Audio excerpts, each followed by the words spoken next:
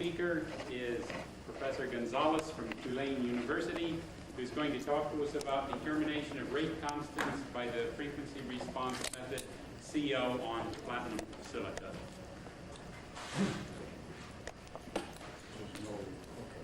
What do you need? When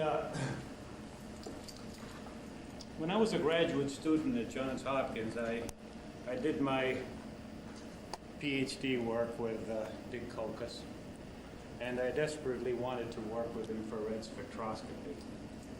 But he didn't want to do any infrared at that time. He was hung up with the EPR, and Kazansky was visiting, and he wanted to make some free radicals, so my PhD thesis was involved in making free radicals. So when I took my first academic job in fact, Bob offered me a position, and I didn't go to Texaco. I took an academic position in Rhode Island. I got into the IR business, and my first graduate student was Jim Bartuli. I said, the least that I demand of you is that you reproduce Bob Ishams' work with CO adsorbed on platinum. Well, he couldn't do it. And we went down to visit Bob, and he was mad. He says, "This is so easy. This is what you ought to do in the PChem laboratory." So he gave me some suggestions, and I went back, and Jim still couldn't do it. But there was one suggestion that he did make. He said that when you dehydrate your Cabot platinum disk, you ought to put it in a vacuum desiccator. And we did that, and we started getting infrared spectrum. After that, Jim got a job with Bob, and they went down to Port Arthur with all the snakes and things. And but just before he left, he asked me if I wanted his infrared machine, and I said, "Sure, I'll take it." So I got a U-Haul, and I went down to Beacon. And it was not the one with a bicycle chain. It was the next model up. So we put this thing in the U-Haul. We took it up to Rhode Island. I got it to the third floor. I got 6 graduate students, and it wouldn't fit through the door. So I called physical plant, and they said that they were going to enlarge. They were going to get it in there. And in the meantime, this poor thing sat out in the hallway, and I came in the next day, and the monochromator was gone. Well, that made me very sad, but sooner or later we did. I figured I could get another monochromator. We did get it through the door, but then I realized that Bob had forgotten to give me the power supply. I didn't really have the heart to ask him, so that infrared, it's perhaps still there at the University of Rhode Island. Last time I was there on a visit, I tried to find it, but I didn't have the heart to do anything to it. I thought it was a museum piece, and it should be put in the Catalytic Hall of Fame. It was 5 years later before Farley Fisher spent $5,000 or $40,000 or whatever it was at the time to get me a new IR. $45,000. No, it was the first one was 20,000. In responding to Bert's invitation, I decided to talk to you about some novel techniques to which infrared spectroscopy can be applied. And this represents some work that we did when I was just about to leave, when I was leaving the University of Illinois en route to Tulane University. And it took a while to finish up, because when you change universities, I've probably changed universities too often. It takes a while to get organized again. But in any case, I'd like to thank my main contributor to this, which was David Lee, who was a PhD student of mine at Illinois. And in this technique, we tackle the problem of seeing if we could determine rate constants by a method which I call the frequency response method. What one does in this method is to have a variable gas inlet frequency to the reactor, which leads to a response on the surface, which could be probed with infrared. And by measuring the time lag between the inlet response and the surface response, this should be relatable in some way to the rate constants for absorption and for desorption. And as a system, we picked the simplest one. We were looking for a first order adsorption process, and looking at the CO oxidation, but we're only considering here the adsorption and desorption of carbon monoxide on the platinum catalyst. Now, to perform these studies, I think I need to briefly go over the mathematics, because if I don't do that, it's hard to understand the experiments, and there are about 3 or 4 equations that you'll have to live through before I get to the experiment. And basically it's quite simple. You can write a mass balance for the ice species on the surface, for example carbon monoxide. This is an adsorption, desorption. M is the order of the reaction. In the case of CO, we took M to be equal to 1. And we also write a mass balance for carbon monoxide in the gas phase. Now, these 2 equations can be solved, but first it's useful to non-dimensionalize these equations, and it's not necessary to spend that much time in following the description of each one of the terms in these equations. But for example, C would be the real time divided by the residence time in the reactor. So all these are non-dimensional quantities.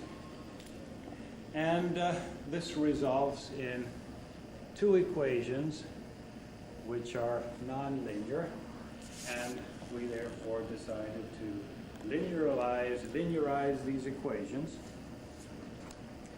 by using a small perturbation. And that perturbation is simply a change in the composition of the gas phase. And that change in the composition of the gas phase generates a change in the surface response, where delta theta is the change in the surface coverage as I change the concentration of gas in the inlet coming in. And it is useful to use a sine forcing function, because the mathematics are a little bit easier to handle, although one could use any type of perturbation. And if this perturbation is small enough, then you can neglect the second order term, delta n delta theta, and you can linearize these equations, and the result are these 2 equations, 13 and 14. And notice in these 2 equations that x and y are related to the rate constants for adsorption and the rate constants for desorption. Well, these 2 equations can be solved using the method of Laplace transforms. And if you do that,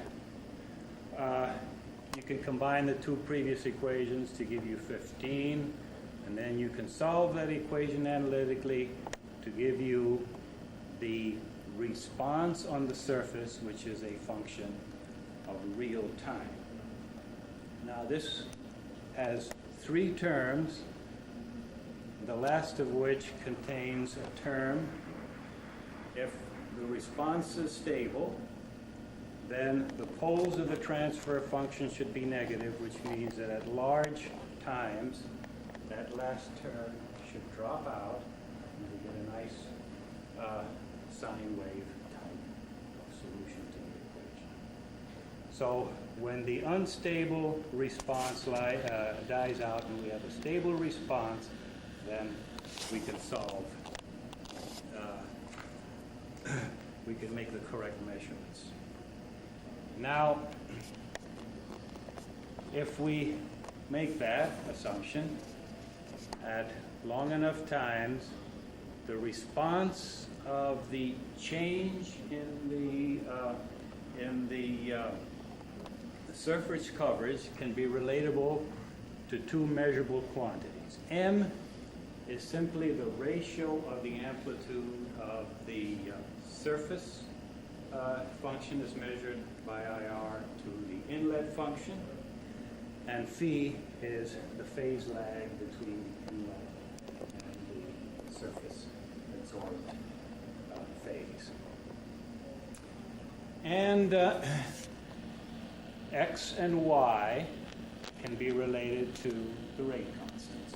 So we have two measurable quantities, M and the phase lag, which will allow us to get the adsorption and desorption rate constants.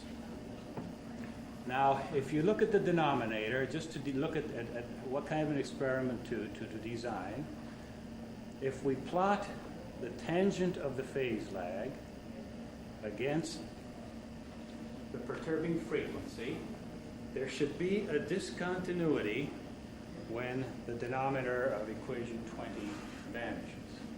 Okay? At that point, we get that y will be equal to alpha times omega squared, where omega is the forcing frequency. Alpha is simply depends upon the properties of the catalyst. And then from the measured value of M, we can get X. So with that background, let's design the experiment.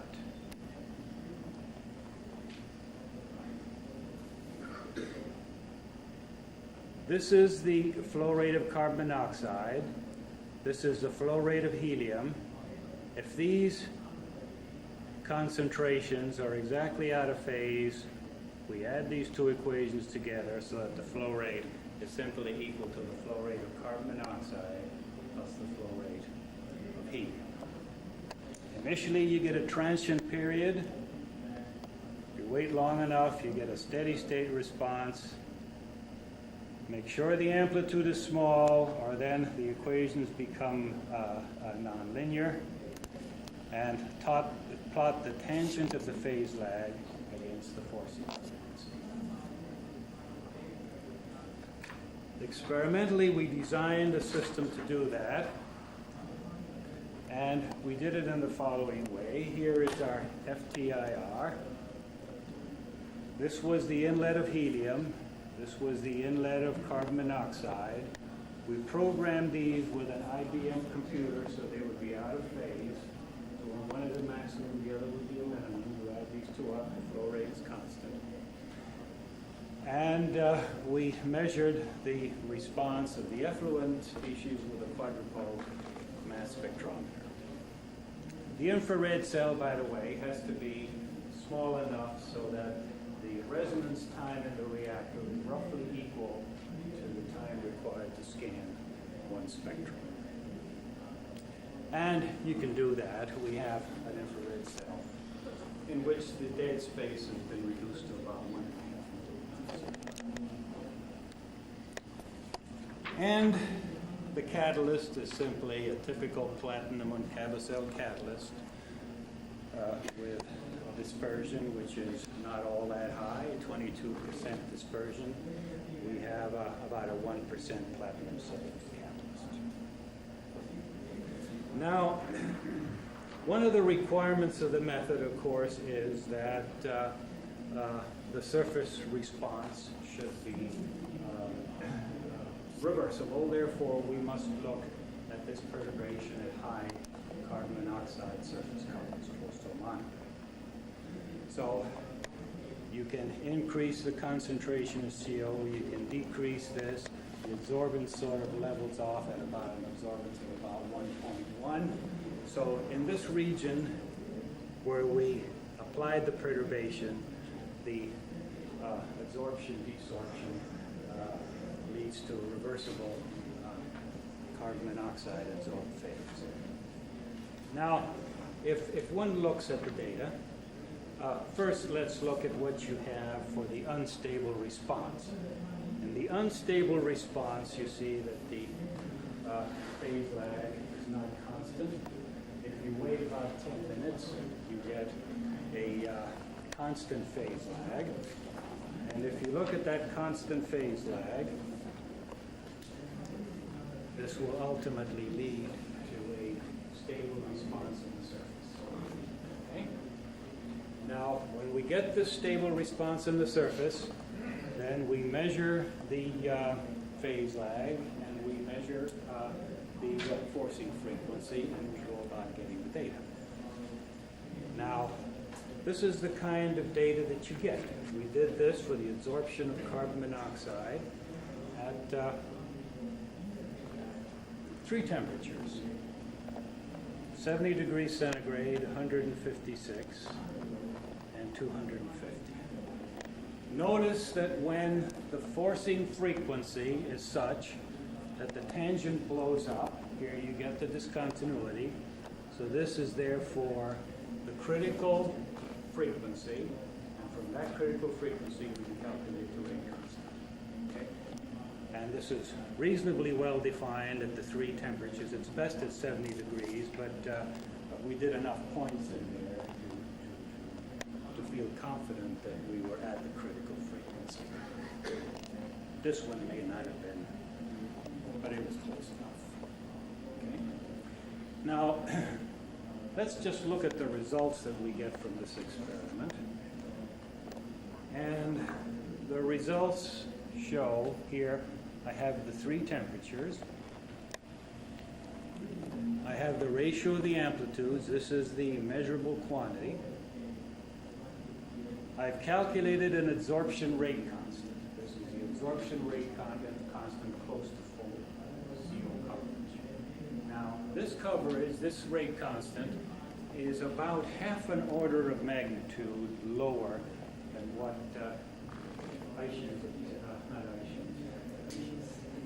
Erdl III and platinum 111 single crystal. So it's not far off. In addition to that, we can also get at the sticking coefficients. If one looks at the rate of adsorption divided by the rate of collisions with the surface, and we can extract the extinction coefficient for this work. And we did this, and notice that as the surface coverage goes down, as you increase the temperature, the sticking coefficient goes up. This is a typo. This should be 0.1, and that's 0.227. And if you compare that to what is published by Erdl, the results make sense. Erdl finds that the sticking coefficient goes from about 1 at 0 coverage down to about 0, and the coverage is 50%, and that's in the ballpark of where our sticking coefficients are. So we can get sticking coefficients and rate constants by treating this data in this way. What we can't get is the rate constant for desorption, because it is about 3 orders of magnitude slower than the rate constant for adsorption. If you go back to the equation which defines the rate constants, you see that you're adding a very small number to a very big number, so that you can't extract that rate constant. Well, the activation energy is about 200 kilojoules per mole for desorption from TPD experiments, so there might be a temperature for which the desorption rate constant and the rate of adsorption are more or less equal. Unfortunately, that temperature is about 1300 degrees, and we can't really conduct an But all is not lost. Suppose we can do a Langmuir plot, if this conforms to a Langmuir isotherm, and obtain an equilibrium constant for adsorption. And then from a knowledge of the rate constant for adsorption, we can get the rate constant for desorption. And if you do that, you get 7.28 times 10 to the minus 3, which is about 2 or 3 orders of magnitude greater than what Matt Hertz obtained using temperature program desorption from Black. And it should be, because after all, we're looking only at the weakly absorbed hydrogen, which we talked about yesterday, so this with hydrogen, and in fact the rate constant should be 7 orders of magnitude greater than on a higher surface. So we can do that. Now, this was, one has to worry, leave this to the end, about the convoluted problem of diffusion. One has pore diffusion, one has bulk diffusion, and one has a time lag due to the adsorption-desorption equilibrium. Well, you have to show that the time lag due to diffusion will not affect the results. And since we use Cabazon, we don't have any pore diffusion, and all the diffusion is primarily bulk diffusion, so from Fick's law, we can calculate the time lags which are due to diffusion. And you see that due to diffusion, these are 3 orders or 2 orders of magnitude smaller than the time lag measured in the experiment. So we don't think that diffusion is going to alter our results. Well, let me just summarize this and tell you what we can do. We can obtain these rate constants under linear reaction, adsorption reaction conditions, in other words, at high surface coverages. These are not convoluted rate constants, they're real rate constants. We made no pseudo steady state assumptions. The only thing that we have to assure ourselves of is that perturbations are small. And we can obtain, well, maybe. We can obtain rate constants for adsorption. Desorption is a little more difficult. You have to get a Langmuir adsorption isotherm. And we can extend this to a reacting system, which was our original goal. And it's not all that hard to do. You just have to, the mathematics gets a little more complex. You have to measure 6 quantities instead of 2. And you get a 6 by 6 matrix, but it can be solved. And what are the disadvantages? Really none, except that you need a very good graduate student to do these experiments. That's but they're not hard to do once you get the hang of them. With that, I'd like to close and entertain any questions if you're not too hungry. Thank you.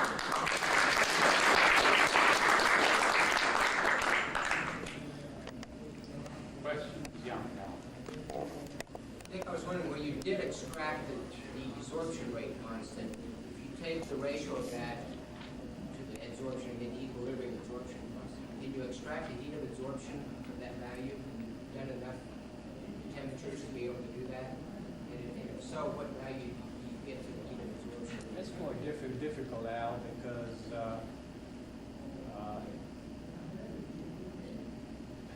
the surface coverage is changing the temperature, and it gets more difficult to do the experiment at low surface coverage to get that data. You have to do it at a constant surface coverage. And I thought about doing that. I just haven't gotten around to trying to extract that. I think it can be done.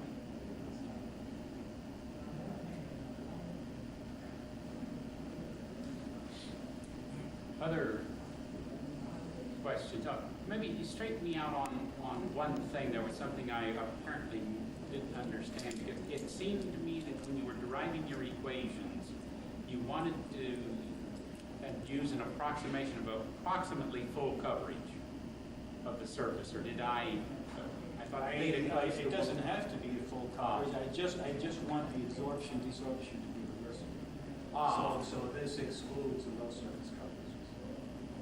Oh, okay, under particular, because I thought later you had temperatures where you were using low, or. There were, yeah, but that was at high temperature. But that was at high temperatures where you had, okay. So, yeah, okay, so that limitation on theta close to 1. As long as the absorption is reversible. Reversible, okay, that's what you were trying, okay, that's why I didn't understand that connection, yeah. Camille? To check the validity of the small perturbation, could you compare the sinusoidal responses to simply a steady response? Using a square wave type response? Not even that, simply to cut off the CO and look at the initial slope of the release of CO to the gaseous state, getting the same rate of desorption until it changes, beyond which point the small perturbation theory would not hold true. I didn't do that. But that would be But the range of perturbations, as you saw, I picked, so it was extremely small. right. So it would have to be initial slope, but it would have to how far you can go with the amplitude. And that brings me to more. Well, but you don't have to do it by an analytical method. You can solve these equations numeric, and then you don't have to worry about the size. Then you can solve the nonlinear equations. You don't have to worry about the size of the response. That brings me to a more general question to say on the labor of a graduate student. Would just these step responses give you essentially the same information? I think so, but mathematically, I think It's more entertaining. We got an analytical solution. Yeah. Can you comment on factors affecting the range of rates or rate constants that you can measure, the magnitudes versus the frequency? Is this technique more convenient for fast processes or slow processes? Does the geometry get affected? Questions of more practical. We did it only for one system, and that was the absorption of CO and platinum at close to mono that coverage. And we did this because there's a wealth of data on absorption rate constant published in the St. Crystal literature by Erdl. And once you understand his units, you can make a pretty valid comparison. And that's the reason why it took long enough to do this. But yeah, we had planned to take this on further. This particular student left, and we had anybody. Because I think it's promising. There is a paper way back when, about 63, in which the frequency method was applied. There was a static system in which the volume was We wanted to go someplace in the dinner last night, so we're a little bit. Yes, he said he